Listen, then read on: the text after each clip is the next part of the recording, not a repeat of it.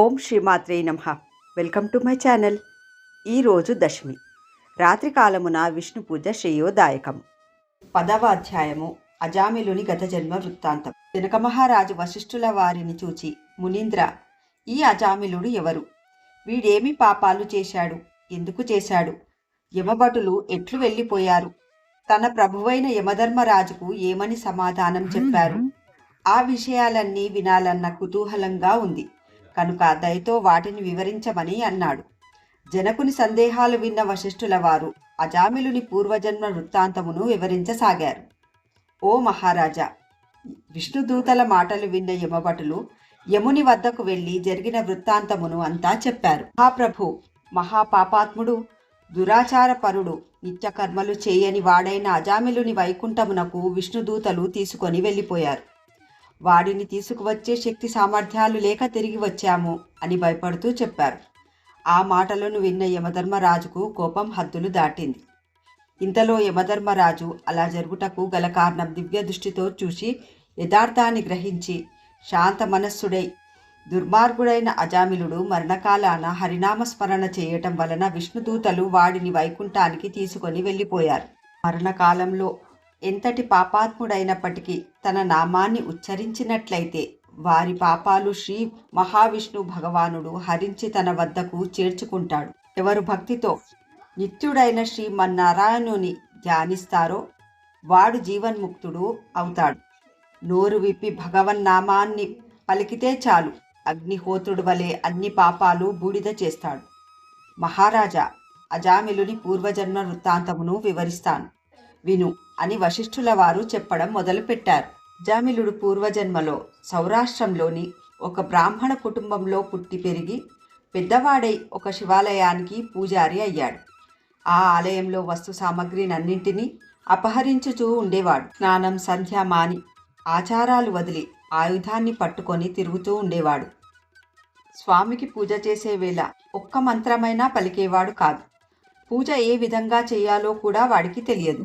ఇతని దృష్టి శివుడిపై కాకుండా ఇతర వ్యామోహాలపై ఎక్కువగా ఉండేది. ఆకర్షణీయమైన రూపం కలిగి ఉండడం వలన అహంభావంతో ఆయన మిడిసిపడుతూ ఉండేవాడు. ఆచార వ్యవహారాల కంటే ఎక్కువగా విలాసవంతమైన జీవితానికి ప్రాముఖ్యత ఇస్తూ ఉండేవాడు. పరస్త్రీ వ్యామోహం వాడిని ఎల్లప్పుడూ వెంటాడుతూ ఉండేది.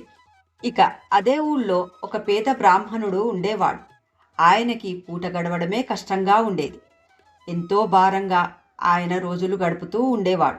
భర్త అసమర్థత కారణంగా ఆయన భార్య దృష్టి పరపురుషులపై వెళ్తూ ఉండేది. ఆర్థికపరమైన ఇబ్బందులు కూడా ఆమె చెడు మార్గంలో నడవడానికి కారణమయ్యాయి. ఈ పేద బ్రాహ్మణుడు ఇతరులకు అన్యాయం కోరుకునేవాడు కాదు.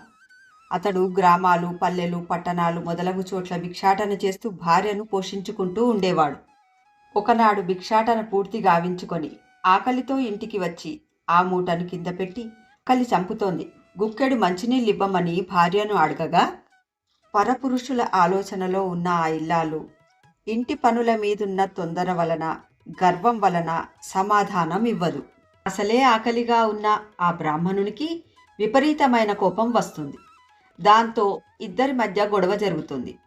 ఇక అలాంటి ఆమెతో కలిసి బ్రతకడం అర్థం లేనిదని చెప్పి ఆ బ్రాహ్మణుడు ఇల్లు వదిలి వెళ్ళిపోతాడు. భర్త అలా వెళ్ళిపోవడంతో ఆ భార్య తనకి మంచి స్వేచ్ఛ లభించినట్టుగా భావిస్తుంది. మరింతగా ఆమె పరపురుషులను ఆకర్షించే ప్రయత్నం చేస్తూ రోజులు గడుపుతూ ఉంటుంది.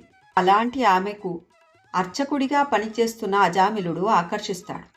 ఏ తోడు లేకుండా ఒంటరిగా ఉన్న ఆమెతో కలుస్తాడు. ఆ బ్రాహ్మణి నిన్నటి దినం చేసిన పనికి పశ్చాత్తాపపడి తన భర్తను వెతుకుతూ అతనిని కలుసుకొని జాలి కలిగే మాటలు చెబుతూ క్షమించమని కాళ్ళ మీద పడుతుంది.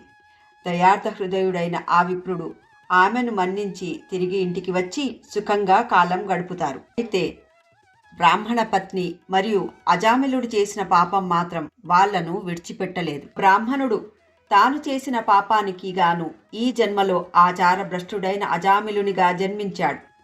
ఆ బ్రాహ్మణ స్త్రీ ఈ జన్మలో ఒక నీచ కుటుంబంలో జన్మించింది. జాతక దోషాలు ఉండడం వలన ఆ అమ్మాయిని తల్లిదండ్రులు ఒక దాసికి ఇచ్చేస్తారు. ఆమె పెంచడం వలన ఆ అమ్మాయి కూడా దాసి అవుతుంది. ఆ దాసి వ్యామోహంలో పడి అజామిలుడు అనేక పాపాలు చేశాడు. ఇలా ఎన్నో పాపాలు చేసిన అజామిలుడు చివరి క్షణంలో నారాయణ అంటూ తన కొడుకును పిలిచాడు.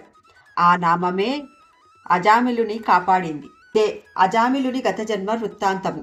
జన్మాంతరాలలో చేసిన పాపాలు కూడా శ్రీహరి నామస్మరణ వలన తొలగిపోతాయి. దానికి మించిన ప్రాయశ్చిత్తము మరొకటి లేనే లేదు. మరొక విషయాన్ని మనసులో పెట్టుకోకుండా ఎవరైతే జనార్దనుని నామాన్ని స్మరిస్తూ ఉంటారో వారు తప్పక ముక్తిని పొందుతారు. ఆ శ్రీహరి నామస్మరణ వలన చిన్న పాపాలైనా గొప్ప పాపాలైనా తప్పకుండా హరిస్తాయి. ఈ పవిత్రమైన పాపహరమైన ఈ కథను ఎవరు వింటారో వారు అన్ని పాపముల నుండి ముక్తులై వైకుంఠ ప్రాప్తి పొందగలుగుతారు.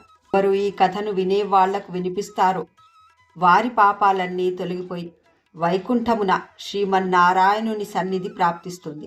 ఇది స్కంద పురాణాంతర్గత కార్తీక మహత్య మండలి 10వ అధ్యాయం సంపూర్ణం. ఈ కథ వింటున్న మీ అందరిపై శ్రీమన్నారాయణుని ఆశీర్వాద కరుణా కటాక్షం ఎల్లప్పుడూ ఉండాలని మనసారా కోరుకుంటూ రేపటి అధ్యాయంలో మళ్ళీ కలుసుకుందాం. Thank you.